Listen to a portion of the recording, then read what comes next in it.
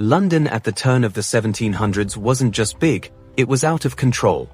With well over 500,000 people crammed into its streets, this city held nearly 1 in every 10 people in England. No other place in Europe came close. It was loud, crowded, ambitious, and permanently on edge. And only a generation earlier, it had nearly been wiped off the map. The Great Fire of 1666 didn't just burn buildings, it reset London's future. When the flames finally died, Parliament stepped in hard. New rebuilding laws banned timber houses outright. Thatched roofs, illegal. From now on, the city would rise in brick and stone, whether people liked it or not. London wasn't taking chances again. This is where Christopher Wren enters the picture, scientist, architect, and reluctant city planner. His vision was bold, almost continental. Wide boulevards, open squares, grand symmetry. But London's merchants weren't having it. Property lines meant money, and money ruled the city. So Wren compromised. The medieval street layout stayed messy and tight, but the buildings themselves changed completely. Stronger, wider, fire-resistant. Georgian London was born, out of stubbornness as much as genius. Dominating the skyline was St. Paul's Cathedral, still unfinished, but already iconic. Its vast dome rose above the chaos like a statement. London was back. Around it, dozens of new churches appeared. Stone towers, elegant spires, everywhere you looked.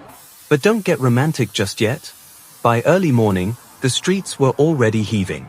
Sedan chairs squeezed past horse-drawn coaches. Traders shouted prices for pies, oysters, warm milk. And the smell, don't think too hard about it. Open sores ran beside the roads. Chamber pots emptied from upstairs windows. Horse dung piled up everywhere. The buildings were modern, the hygiene was medieval. Still, London was booming. Trade money poured in from across the world. The River Thames, filthy as it was, moved people, goods, and wealth non-stop. This city wasn't just surviving anymore, it was positioning itself as the financial engine of a rising empire. London in the early 1700s wasn't polished. It was rough, chaotic, and absolutely convinced of its own future. A city rebuilt from ashes, sprinting forward, even as the ground beneath it stayed unstable. Because next, we're stepping into the most dangerous crossing in the city, a bridge that was less a bridge, and more a town hanging over water. Part 2, the bridge that was a town. If you wanted to cross the Thames in early 1700s London, you didn't have many options. In fact, you had one. And calling it a bridge barely tells half the story. London Bridge wasn't just a way across the river. It was a full-blown neighborhood balanced on stone arches, clinging to medieval habits as the city raced forward. For over 5 centuries, it held a monopoly on movement. No alternatives. No shortcuts. Everyone passed through here eventually. More than 200 buildings crammed along its length. Shops below. Families living above. Some rose 4 or 5 stories high, leaning inward so tightly that daylight barely reached the road. The gap for traffic, barely 10 feet. Enough for a cart, if you were lucky. The noise never stopped. Wheels rattling. Hawkers shouting. Horses snorting. Water roaring through narrow arches below. Around 500 people lived here permanently, shopkeepers, families, children raised above rushing water. Buckets on ropes pulled drinking water straight from the Thames. Medieval solutions for modern crowds. And at the southern gate, a warning. Rotting heads of executed traitors mounted on spikes. A blunt message from the state, loyalty wasn't optional. But time was catching up. In 1750, Westminster Bridge opened, the first new Thames crossing in over 500 years. London Bridge lost its monopoly. Soon the buildings would be demolished. By 1831, the bridge itself would be replaced. Still, in the early 1700s, it stood as a symbol, a city dragging its past forward, refusing to let go. And while the bridge clung to tradition, something radical was happening nearby. Because next, we step inside the coffee houses, where the modern world was quietly being invented. Part 3, the rooms that built the modern world. Step off the filthy street, push open a wooden door, and suddenly London feels different.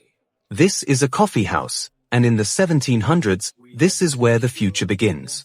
By 1700, London had over 2,000 coffee houses. These weren't cafes, they were nerve centers. Part office, part stock exchange, part debating chamber. Before coffee, most people drank beer all day. Not for pleasure, for survival. The Thames water was poison. Coffee changed everything.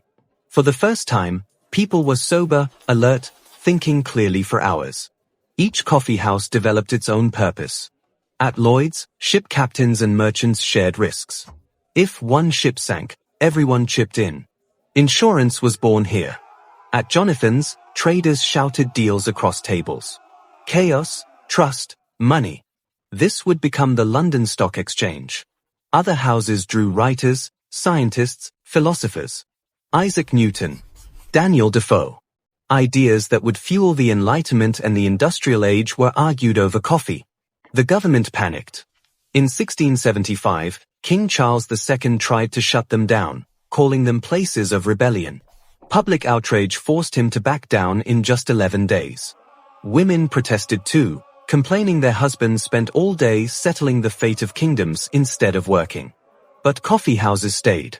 They were too powerful, too profitable, too essential.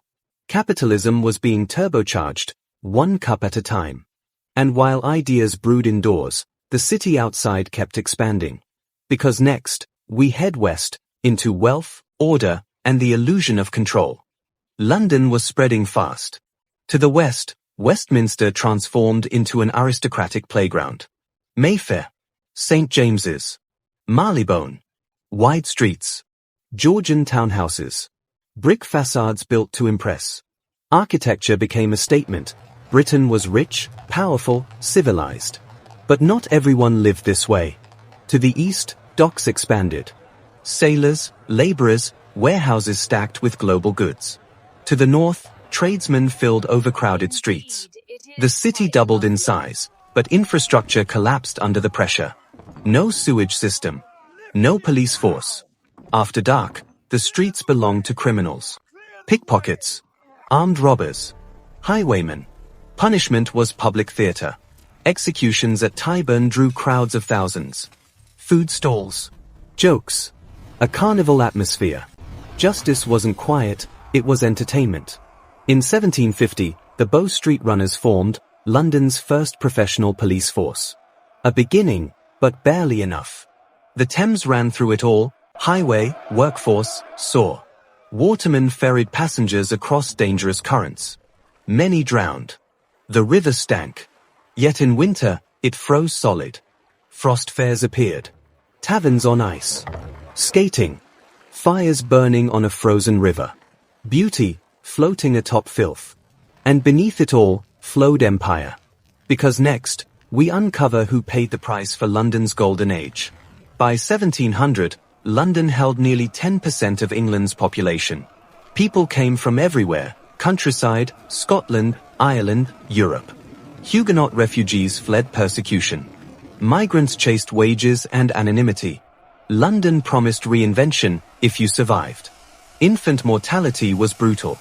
Nearly half of all children died before age 2. Disease spread fast. Water poisoned. Streets filthy. The memory of the Great Plague still haunted the city. And yet, people kept coming.